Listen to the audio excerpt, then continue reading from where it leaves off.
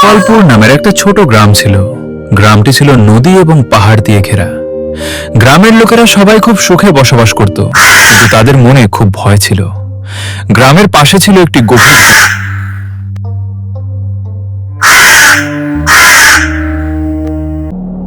জঙ্গলে ছিল একটি বটগাছ। সবই বলা বলি করে যে সেই গাছের নাকি প্রেত আত্মার বসবাস।